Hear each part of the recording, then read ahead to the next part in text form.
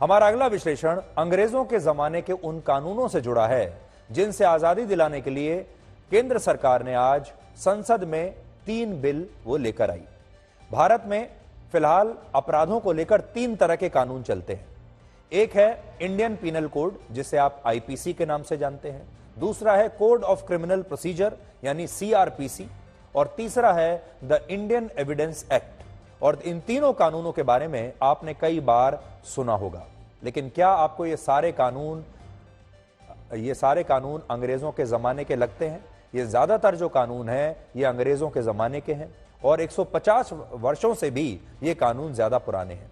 और अब केंद्र सरकार इन्हें बदलने के लिए आज नए बिल लेकर आई है।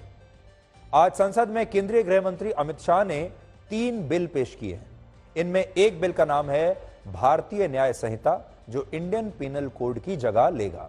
दूसरा है भारतीय नागरिक सुरक्षा संहिता, जो सीआरपीसी की जगह लेगा। और तीसरा है भारतीय साक्ष्य बिल, जो इंडियन एविडेंस एक्ट को हमेशा के लिए समाप्त कर देगा। यानी इन कानूनों की मदद से अंग्रेजों के कानून अब भारत में हमेशा के लिए समाप्त हो जाएंगे, आजादी के लगभग 76 साल बाद।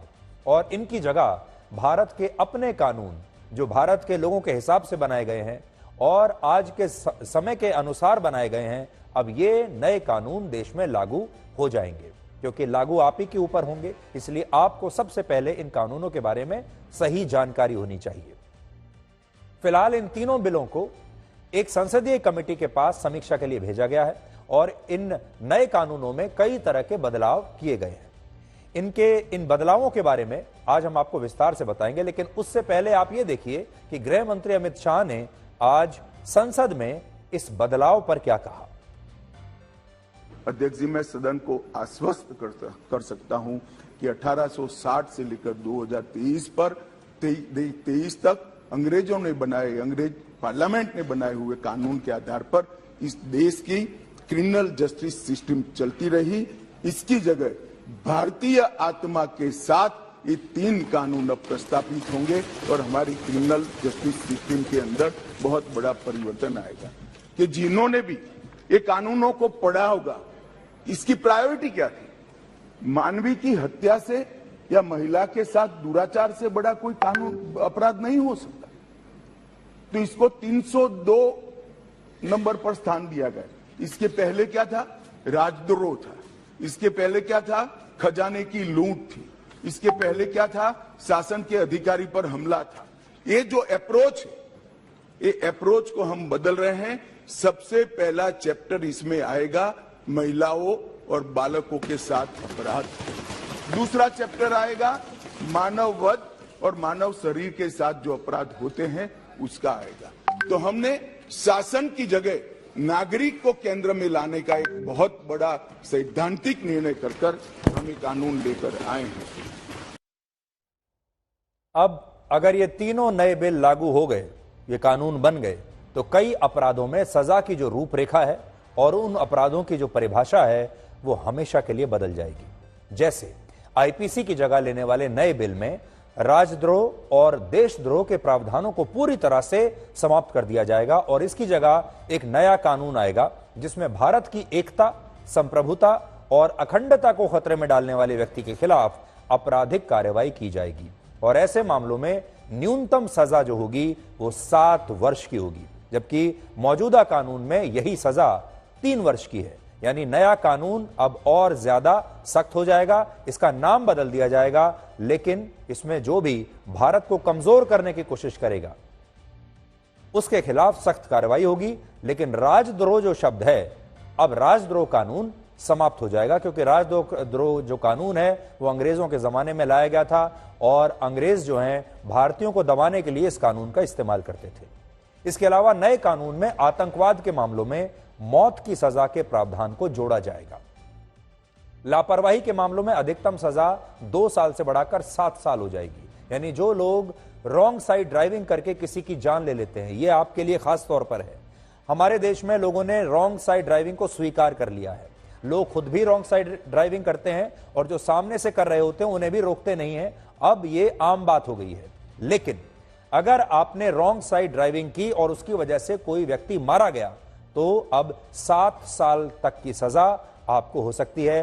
जो रॉन्ग साइड ड्राइविंग करने वाले लोग हैं वो इस बात को अच्छी तरह से नोट कर लें, उनके परिवार वाले भी अच्छी तरह से नोट कर लें, क्योंकि आपके परिवार में अगर कोई ऐसा सदस्य है जो रॉन्ग साइड ड्राइविंग करता है और अगर उसके हाथों कोई व्यक्ति मारा जाता है सड़क पर, तो आपका वो परिवार का व्यक्ति 7 साल के लिए जेल चला जाएगा। तो अगर वो खुद नहीं मान रहा है तो कम से कम परिवार के लोगों को और दोस्तों को उसे समझाना चाहिए। नए कानूनों में अप्राकृतिक यौन अपराधों के लिए भी पहले अब कोई प्रावधान नहीं होगा और धारा 377 को इससे हटा दिया जाएगा। बलात्कार पीड़ितों की पहचान छिपाने के लिए नए प्रावधान लागू किए जाएंगे। नाबालिग से गैंगरेप के मामले में मौत की सजा के प्रावधान को अब जोड़ा जाएगा। 16 साल से कम उम्र की नाबालिग लड़की से रेप के खिलाफ अलग कानून होगा और ऐसे अपराधों में अधिकतम सजा को 20 वर्ष कर दिया जाएगा, यानी ये कानून अब सख्त हो जाएंगे। बलात्कार के दूसरे मामलों में न्यूनतम सजा 7 से बढ़ाकर 10 वर्ष कर दी जाएगी। इसके अलावा मॉब लिंचिंग के मामले बहुत आते हैं आजकल। मॉब लिंचिंग यानी भीड़ की हिंसा के मामलों में अब मौत की सजा का प्रावधान होगा। अगर मॉब लिंचिंग कोई करता है तो उसे मौत की सजा होगी। दाऊद इब्राहिम जैसे फरार अपराधियों पर उनकी गैर मौजूदगी में मुकदमा चलाने के लिए एक नया प्रावधान लाया जाएगा। अगर ये लोग भारत नहीं भी आते, पकड़ में नहीं भी आते हैं, तो भी इन पर भारत में मुकदमा चल सकता है। और जिन सेक्शन में 7 साल या उससे ज्यादा की सजा मिलती है, उन मामलों में फोरेंसिक टीम का क्राइम सीन पर जाना अब आवश्यक होगा। महिलाओं और बच्चों के खिलाफ होने वाले अपराधों पर इस बार खास ध्यान दिया जाएगा और आतंकी गतिविधियों और संगठित अपराधों को कड़ी सजा के प्रावधान के साथ जोड़ दिया गया है।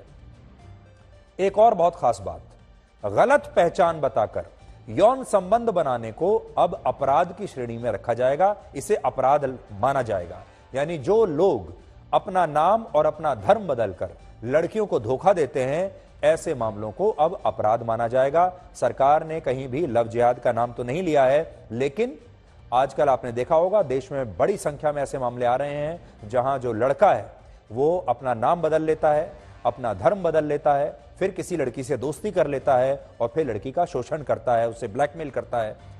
पहले ये सारे लोग बचकर निकल जाते थे, पर अब ये अपना नाम बदलना और अपने धर्म को बदलकर किसी लड़की के साथ संबंध बनाना एक अपराध की श्रेणी में आ जाएगा। सजा के रूप में सामुदायिक सेवा की शुरुआत अब हमारे देश में होगी और वैवाहिक बलात्कार को नए कानूनों में भी अपराध नहीं माना जाएगा।